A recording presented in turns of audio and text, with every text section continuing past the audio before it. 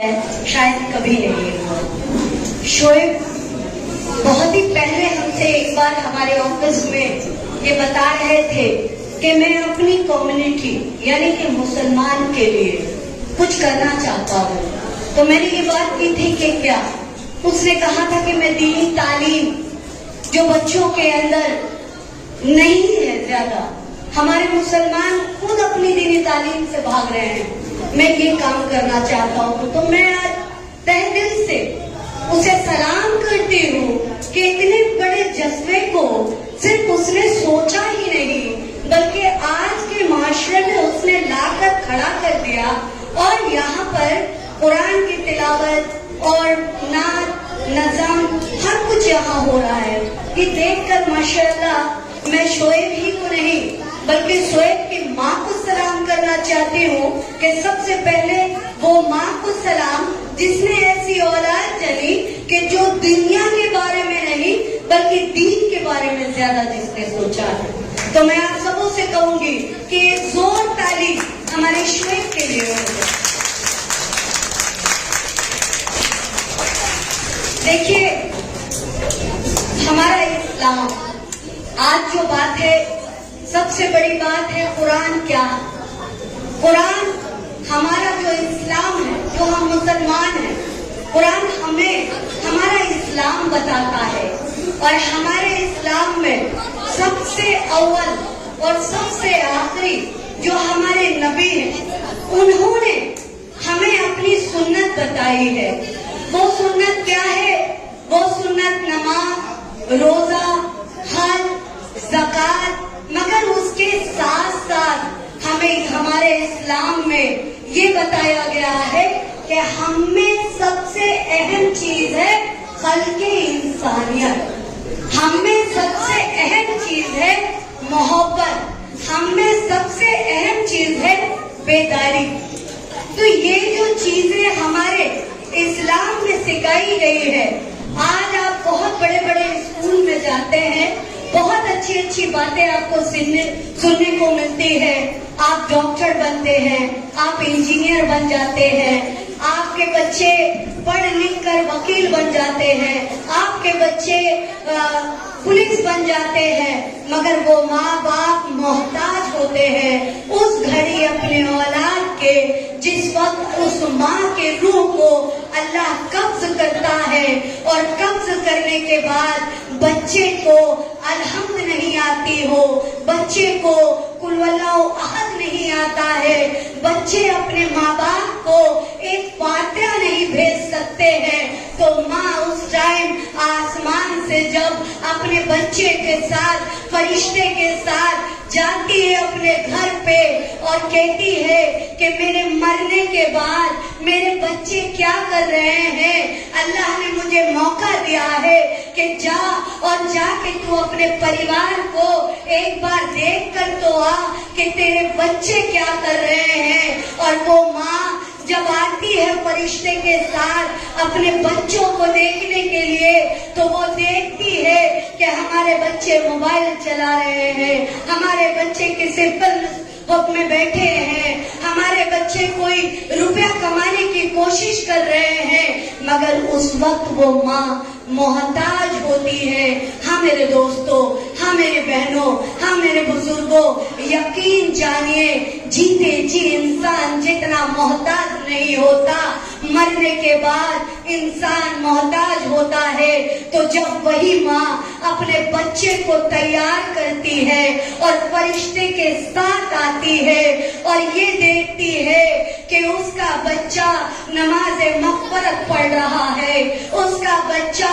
الحمد پڑھ رہا ہے، اس کا بچہ سورہ فاتحہ پڑھ کر ہمارے پورے خاندان کے مومنوں کو بخش رہا ہے، تو وہ کہتی ہے کہ ہاں ہم صحیح جگہ اپنے بچے کو صحیح تربیت دیے ہیں۔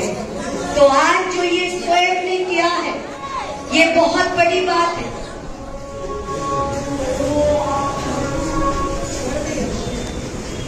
اگر قرآن پڑھتے ہیں اس کے ساتھ آپ انگلش بھی پڑھو، ہندی بھی پڑھو، بنگلہ بھی پڑھو،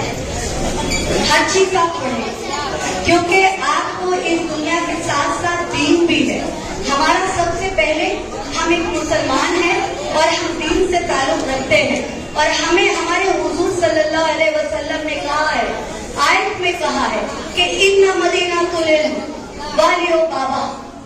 ان مدینۃ العلم والیو بابا۔ رسول اللہ کہتے ہیں کہ میں علم کا شہر ہوں، میں علم کا شہر ہوں، اور مولا علی ان کا دروازہ ہے۔ تو اگر آپ کو علم حاصل کرنی ہے، علم آپ کو پانا ہے، تو آپ چین تک جائیں، اس میں کوئی شرمانے کی بات نہیں ہے۔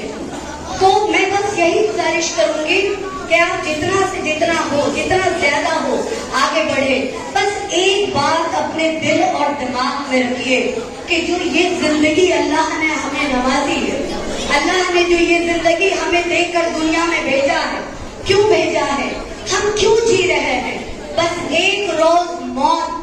ہم مرنے کے لیے آج اتنی پوری زندگی جی رہے ہیں، اور یہ جو زندگی ہم جی رہے ہیں، یہ زندگی جینے میں انگلش ہمیں کام نہیں آئے گا، بنگلہ ہمیں کام نہیں آئے گا، کچھ غلط کرنے سے ہمارا کام نہیں آئے گا۔ جب ہم مر کے اوپر والے کے پاس جائیں گے، ہمارا اعمال کام آئے گا، اور وہ اعمال کیا ہے؟ وہ اعمال ہے نیک راستے پہ چلنا،